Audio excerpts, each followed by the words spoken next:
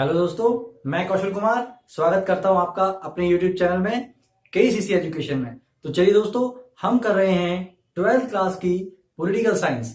और दोस्तों, आज हम आपको कराने वाले हैं इस बुक का आपको 3rd चैप्टर। दोस्तों, वैसे तो ये हमारा 4th चैप्टर है, क्योंकि 3rd चैप्टर आपके सिलेबस से रिड्यूस किया जा चुका है, तो वो आपको पढ़ने की जरूरत नहीं है। तो या तो आप इसको 4th चैप्टर मान लीजिए या इसको आप 3rd चैप्टर मान लीजिए।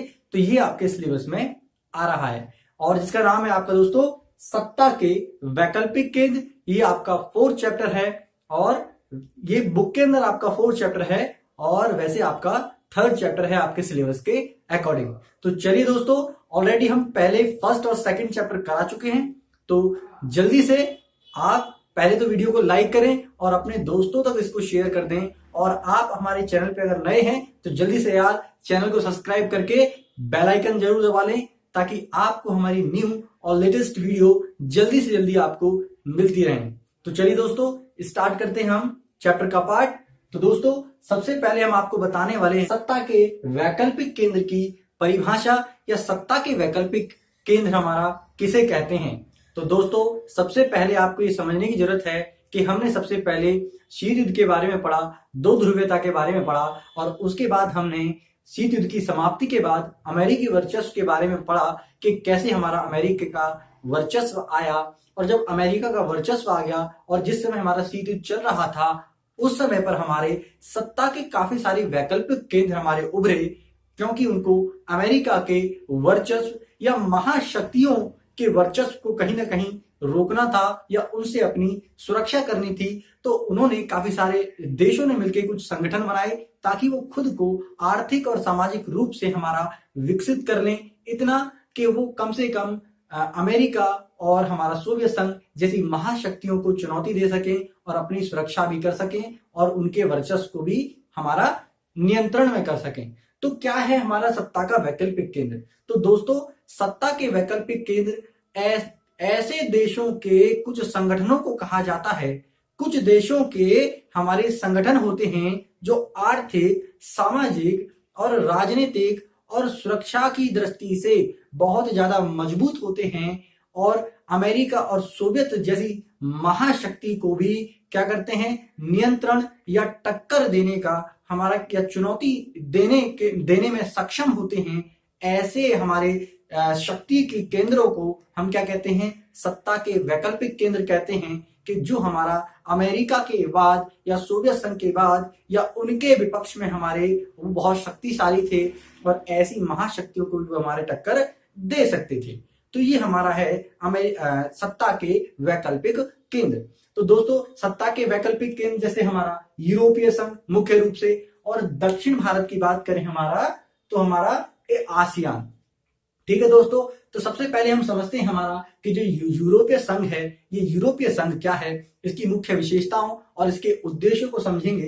तो दोस्तों, जो यूरोपीय संघ है उसका गठन हमारा जो हुआ, इसका जो निर्माण हुआ, इसका जो हमारा ये बना, ये हमारा 1992 के अंदर बना। 1992 के अंदर इसका निर्माण हुआ और इसके अंदर यूरोप के अंदर जितने भी हमारे देश हैं वो उनका एक ही झंडा है, एक ही झंडा है, जी हाँ, और राष्ट्रगान भी इनका एक ही है। और जितने भी यूरोपीय संघ के सदस्य देश हैं वो यूरो मुद्रा को अपनी मुद्रा मानते हैं और इन सभी देशों की जो मुद्रा है उसका नाम है यूरो। दोस्तों, ये सारे के सारे जो चीजें हैं इनका एक ही झंडा है, एक ही राष्ट्रगान है और एक ही मुद्रा का ये हमारे सारे के सारे देश प्रयोग करते हैं जो हमारा यूरोपीय संघ के सदस्य हैं। ये इसका प्रदर्शन करते हैं, यानी कि ये इनका प्रतीक भी है, एकता का प्रतीक है, ये इनकी एकता के प्रतीक है हमारा। तो एकता को हमारा दर्शाता है। विश्व की यूएसए के बाद सबसे बड़ी सेना अगर हम देखें तो किसके पास है? यूरोपीय संघ के पास है।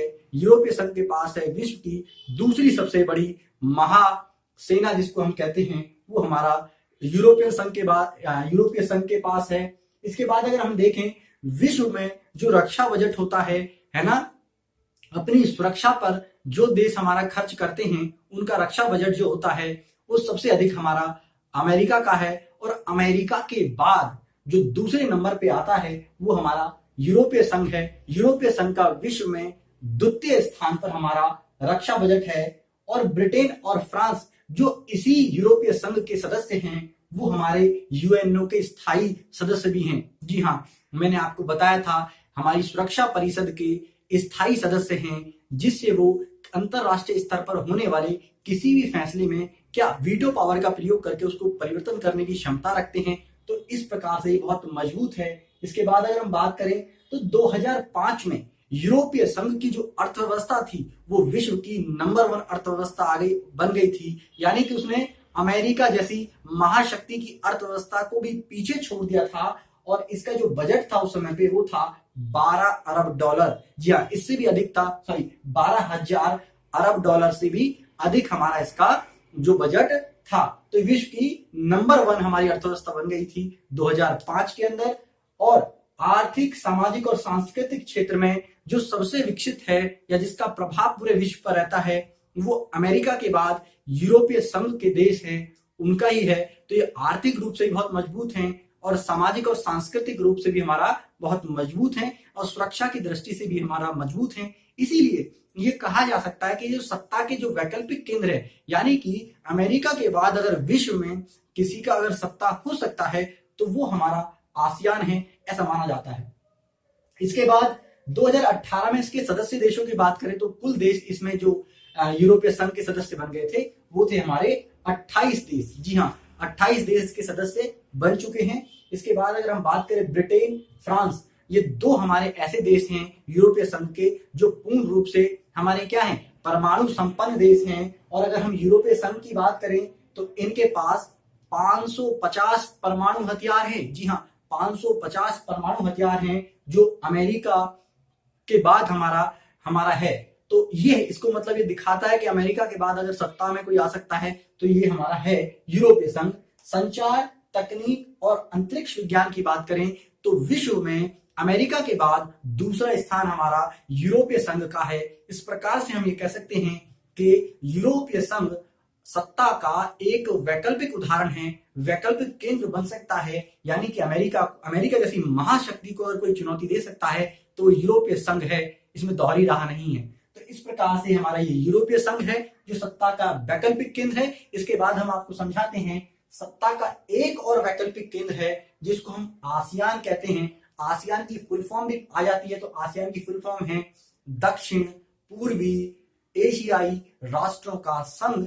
एक बार फिर बता देता हूं आपको समझने के लिए, दक्षिण पूर्वी एशियाई देशों या राष्ट्रों का संघ, ये इसकी परिभाषा मतलब फुल फॉर्म है इसकी आसियान की।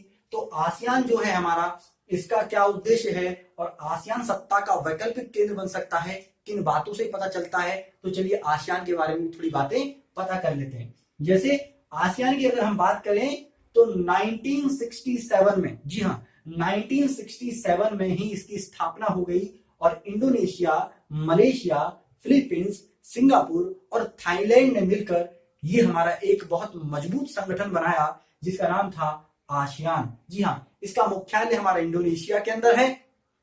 ठीक है दोस्तों, इसके बाद अगर हम बात करें तो इसका जब स्टार्टिंग में हमारा हुआ था तो थाईलैंड के अंदर हमारा हुआ था। इसकी राजधानी आपको मालूम ही है बैंकॉक। तो हमारा थाईलैंड के अंदर हमारा हुआ था, मतलब पहला संघ इसकी स्थापना जब करी थी वो यहाँ पर करी थी। और मुख्यालय हमारा प्रेजेंट टाइम में अगर बात करें तो हमारा इंडोनेशिया के अंदर है। और इसके कुल जो सदस्य देश हैं वो हमारे कितने हैं, 10 इसके कुल सदस्य देश हैं। जी हाँ, इसके उद्देश्यों की अगर बात करें तो ये आसियान जो हमारा है इसका प्रमुख उद्देश्य क्या है आसियान संगठन का दोस्तों, तो सामाजिक आर्थिक सुरक्षा का विकास करना, यानी कि ये भी एक सत्ता का वैकल्पिक केंद्र हमारा हो सकता है। तो इस प्रकार से हम ये कह सकते हैं कि सत्ता का वैकल्पिक केंद्र हमारा एक आसियान भी है जो इसके सदस्य देशों के लिए क्या करता है, आर्थिक, सामाजिक और सुरक्षा की दृष्टि से इनको मजबूत बनाता है। और कहीं ना कहीं महाशक्तियों के अगर मुकाबले में देखें तो ये भी एक हमारा क्या है, इनको चुनौती दे सकता था। तो ठीक है, ये हमारा आसियान है और इसके प्रमुख उद्देश्य क्या है उनको समझ लेते हैं।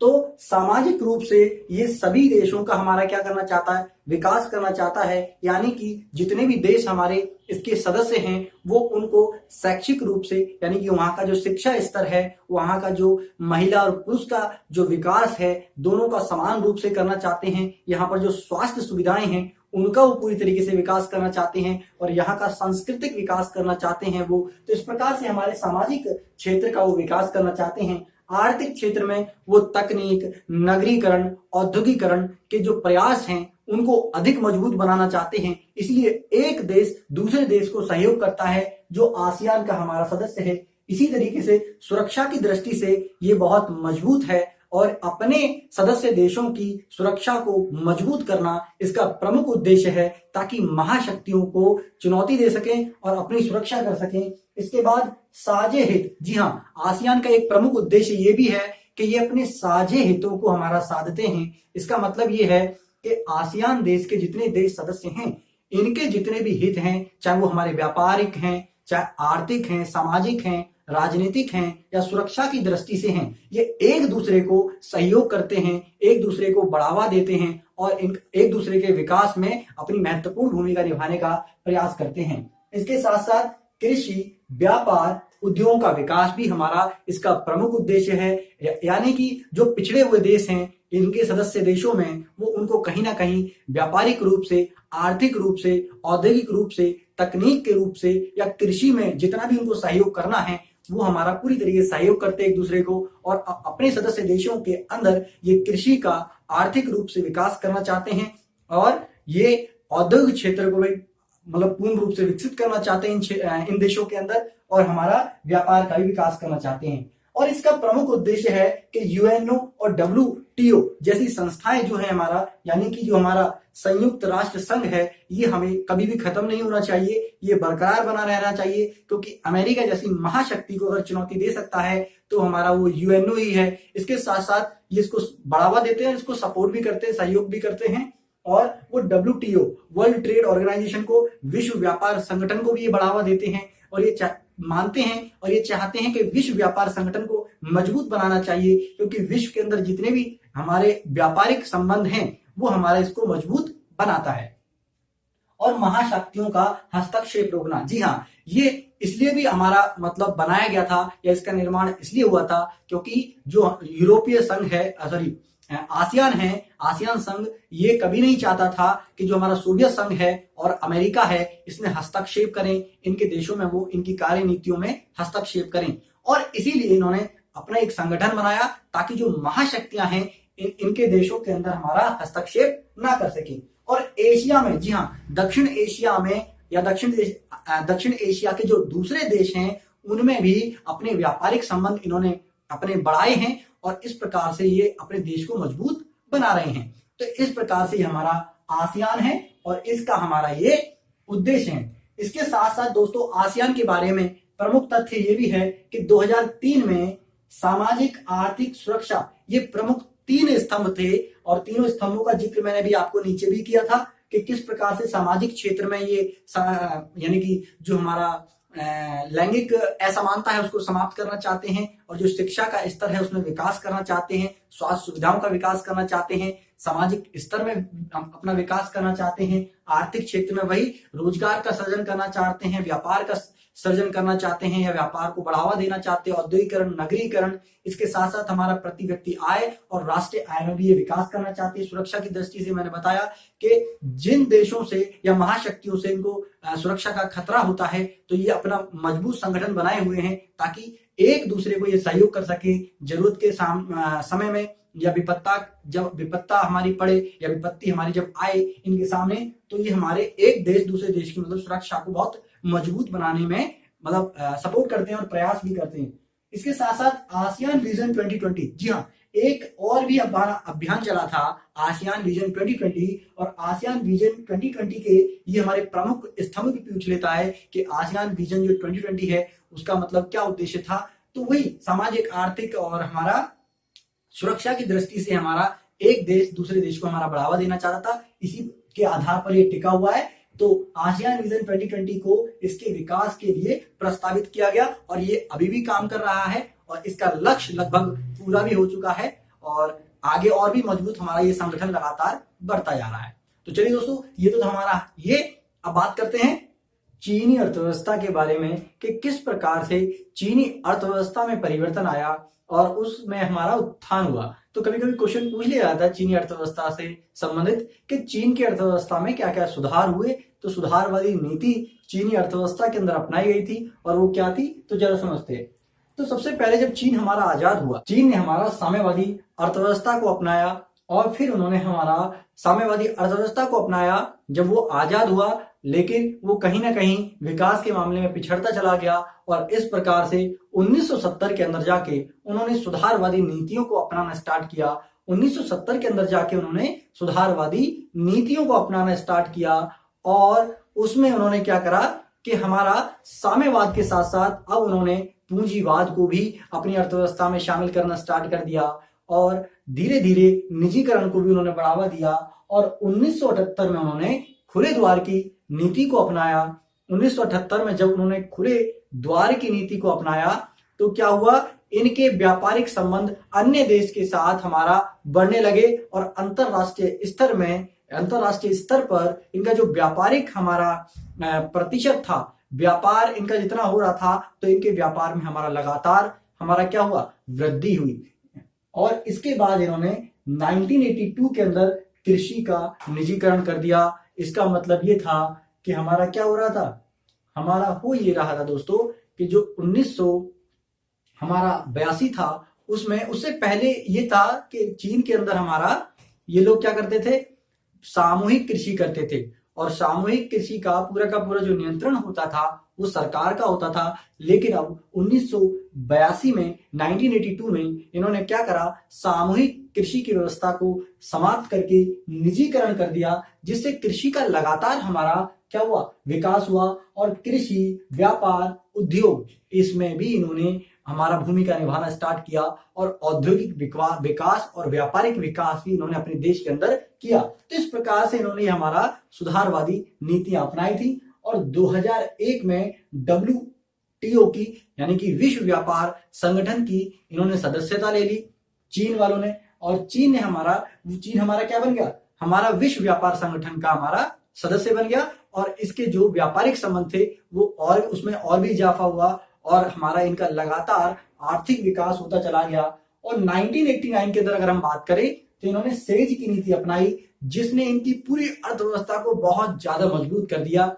दोस्तों, ये सेज की फुल फॉर्म क्या है, हमारा स्पेशल इकोनॉमिकल जोन हमारा। तो इन्होंने हमारा ये इकोनॉमिकल जोन जो थे, यानी कि जो स्पेशल जो इकोनॉमिकल जोन थे, उन्होंने इसमें लगातार निवेश करना स्टार्ट कर दिया और लगातार इसमें हमारा व्यापार में इन्होंने विकास किया और लगातार इनके व्यापार में हमारा वृद्धि होती गई। तो इस प्रकार से हमारा ये चीन ने कुछ हमारी सुधारवादी नीतियां अपनाई थी।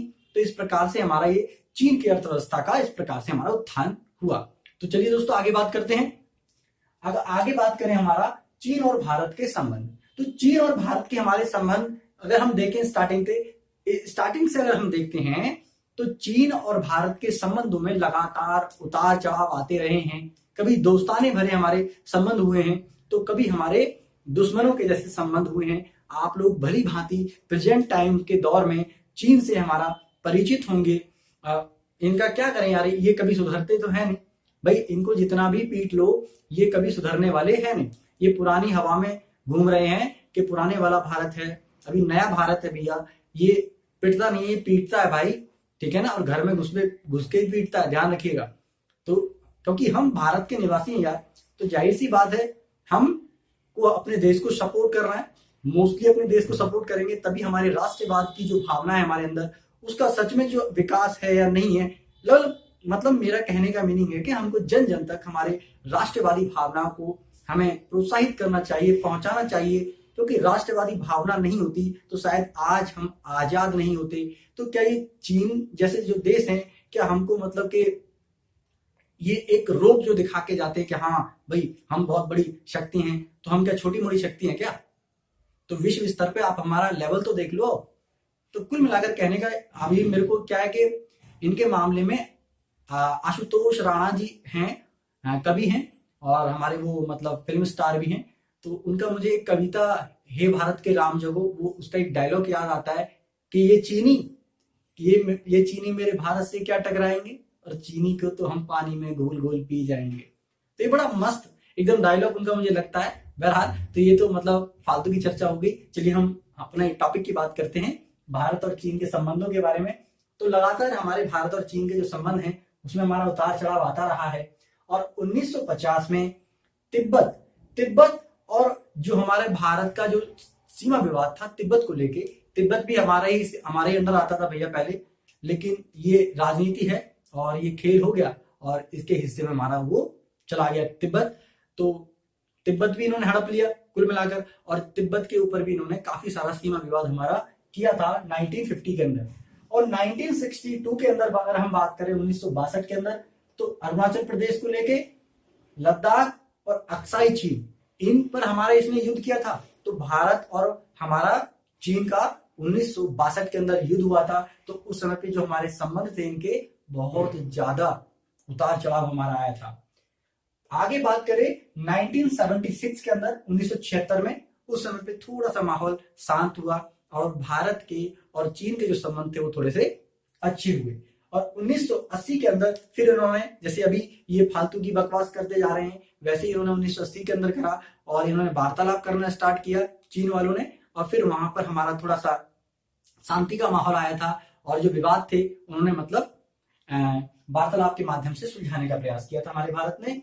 और 1988 के अंदर राजीव गांधी जी, है ना, ये चीन के दौरे पे गए, तो उससे और हमारा मतलब भारत और चीन के संबंधों में कहीं ना कहीं जो खटास थी उसमें सुधार आया। और 1999 की बात करें तो भारत और चीन का व्यापार हमारा 30% हो गया था, जिससे ये समझ में आ रहा था कि भारत और चीन के संबंध हमारे अच्छे हैं। और 2006 तक यही व्यापार हमारा 18 अरब डॉलर, जी हाँ 18 अरब डॉलर हमारा ये हो गया था भारत और केवल चीन का व्यापार। तो इससे हमारे व्यापारिक संबंध भी काफी मजबूत हुए थे। और 2019 और 2020 की बात करें तो आपको मालूम ही है, इसमें बताने की जरूरत नहीं है। अभी भारत का सीमा विवाद चल ही रहा है, तो उस सीमा विवाद को लेके हमारा युद्ध की तनातनी भी हुई है। तो इस प्रकार से हमारे भारत और चीन के जो संबंध हैं वो उनमें लगातार उतार चढ़ाव आता रहा है। तो कभी कभी वो पूछ लेता है भारत और चीन के संबंध तो इस प्रकार से हैं, आप अपना देख लीजिएगा सीबीएसई बोर्ड के अकॉर्डिंग। तो दोस्तों इस वीडियो के अंदर फिलहाल इतना ही। ये चैप्टर आपका समाप्त हो चुका है, फिनिश हो चुका है। मिलते हैं आपको नेक्स्ट वीडियो में और नेक्स्ट चैप्टर के साथ। तब तक के लिए ऑल द बेस्ट। पढ़ते रहिए, खुश रहिए और अपना सेफ्टी रखिए, अपने आसपास भी सफाई रखें और अपना सबसे पहले है सेफ्टी रखें, ठीक है ना। क्योंकि कोरोना चल रहा है भैया, जिससे अपना बचाव ही एकमात्र उपाय है। तो सबसे पहले आपकी सुरक्षा मस्ट है। चलिए जल्दी से यार, अब क्या देख रहे हो, वीडियो को लाइक कर दो और शेयर करो और हमारे चैनल को जल्दी से सब्सक्राइब करो और जितना फैला सकते हो यार फैलाओ, अगर तुमको वीडियो पसंद आ रही हैं तो। चलिए, थैंक यू, जय हिंद, जय भारत।